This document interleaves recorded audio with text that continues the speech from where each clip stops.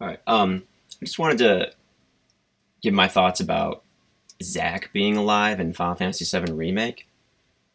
Um, and I'm noticing like there's a lot of like YouTube content creators who are kind of spiraling out about this, and they're automatically assuming that this means that there's a multiverse, that there's going to be at least two of every single character in the game, maybe more, and that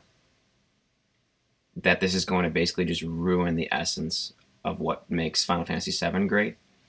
And I think there's a way to contain all of this and make it still work in all one timeline and no multiverse theory.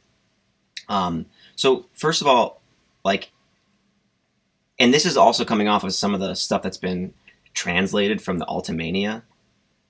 So the producers and developers are kind of like asking these questions, like, yeah, doesn't that mean there's like two Clouds now? How does Cloud get the Buster Sword? Isn't he supposed to get it from Zack? And so you're like, oh gosh, no, there's going to be like two Clouds walking around, and one is the Cloud that, is the Cloud we know, and the other one is the Cloud that just stays a Shinra trooper, and he never becomes like the Zack Cloud persona, that we know. But what you can do is you can just alter the locations of some things and still have the same kind of outcome. So here's what I propose is that Zack and Cloud get away, right? So Zack lives, like they show at the end of Final Fantasy VII Remake. And instead of the experimentation happening in the basement of the Shinra mansion, which was an optional scene in the original game, you have it now in the underground laboratory, Hojo's laboratory, under the Shinra HQ, where you go in the remake. And when you're down there, actually, Cloud has a flash, and he sees like this tube, and he sees himself in the tube in the remake. And then you see a corpse in there as well. You can go back and look at the cutscene for that. And I'm calling it and saying that that corpse is actually Zack. So I'm going to say that Zack dies being experimented on, and Cloud gets out and takes the Buster Sword there, and his persona picks up there, and he's already in Midgar then, and he's got this 5-year gap, you know, that he's making up, and he's filling it in with some of Zack's persona and memories, right? So I still think you can have the same kind of outcome. Like, Cloud still is the same kind of Cloud. It's just that instead of the personality switching in the basement of Shinra Mansion, they're switching in the basement of Shinra HQ in the hidden underground laboratory that Hojo has. Also, that would also give an opportunity to create like a DLC where the player can be Zack and have Shinra Trooper Cloud with like his gun, and the two of them start like the mercenary business that Zack talks about in the original game's hidden cutscene. And that would tie into where Cloud gets the idea, to be a mercenary and all that. And so you can have Cloud be like a Shinra Trooper guy with his gun and baton and a different kind of like move set and everything. And then you have Zack, who has the Buster Sword, and he can have kind of like a move set that's similar to Cloud's in the remake. But then also you could have like a stance difference where he like puts the sword on his back and then he like uses his fists and punches and stuff, kind of like a Tifa Cloud combo. And I think there's precedence for that in Crisis Core. One of his moves is like a limit break type move, and he does like just go on like a barrage of like punching and kicking without the sword and stuff like that.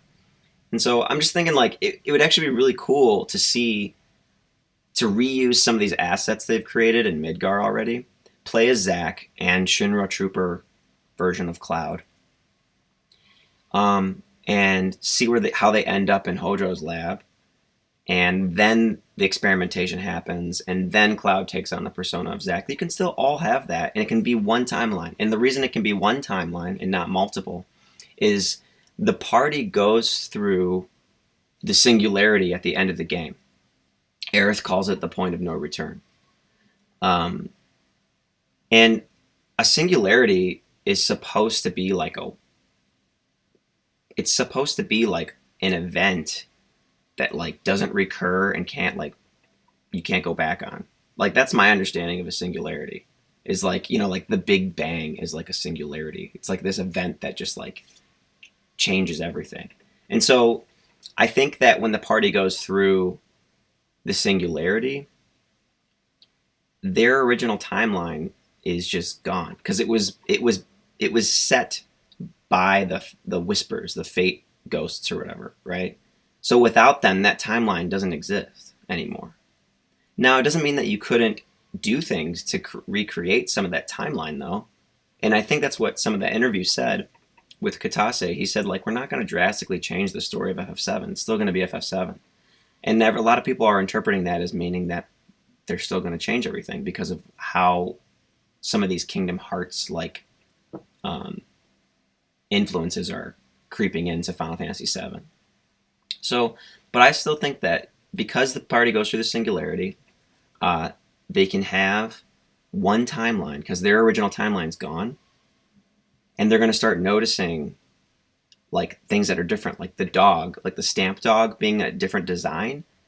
You know, like Barrett's going to point it out and be like, hey, like, what happened to that? You know, they have a new design. And they won't think much of it until they start seeing it. And then they'll start noticing other little things, you know. Like I think Maximilian Dude brought up like a scenario where Jesse's alive in this new timeline now that they're all kind of in, that they're all in. And she's like an actress, actually. She never joined Avalanche or anything, you know, and she doesn't know Cloud and she doesn't know Barrett in the party anymore. So there could be some like kind of interesting things they do with like side characters like that. But in terms of like, you know, the main points of FF7, it seems like they really want to keep all of that intact still. And if you play the remake, it's like pretty much except for like a couple things in the last couple chapters, everything is like following the same story. So I'm not that worried about the ending. I'm not that worried about about them hinting that Zack is alive. I think they just want to create a mystery so that we have something to talk about. I think they also want to create the same feeling about when you played the original game and you saw Zack. You're like, what the heck? Like, who is that dude with the Buster Sword with black spiky hair? You know, that's not Cloud. And I think the same thing can happen now is like, since we already know who Zack is from all these games being out for so long, we can look at that and go, how is he alive? Like, how is Cloud going to be Cloud if he doesn't die? That doesn't make sense. You know, and so I think that's really cool that it makes everyone go like, oh gosh, is there a multiverse? Like, what's going to happen? But I don't think there's going to be multiverse. So those are just my thoughts on that. I know, like, I'm not like a content creator or anything. I just wanted to like get it out there because I'm seeing a lot of people like spiraling about this. Like some YouTube content creators that I follow, quite frequently. Like I watch like pretty much every video they upload on Final Fantasy VII stuff. Two guys come to mind specifically, and they really like seem like they're kind of spiraling about this. Like they're like, maybe it's because Final Fantasy VII like is their work right now, and if it doesn't go the way they want, then they're not going to enjoy working on this anymore. I don't know. That's just a speculation on my part. I know they both, like, those guys gave the game like 9 out of 10 still, but it seems like they really are really not happy with what the dev team has done with some of these plot ghosts and stuff like that. And yeah, they could have been done better, but you know, like for example, when that clone, that tattooed Sephiroth clone stabs Barrett, and they basically insinuate that he dies and that the plot ghosts just like resurrect him or just stop the life stream from coming out of him.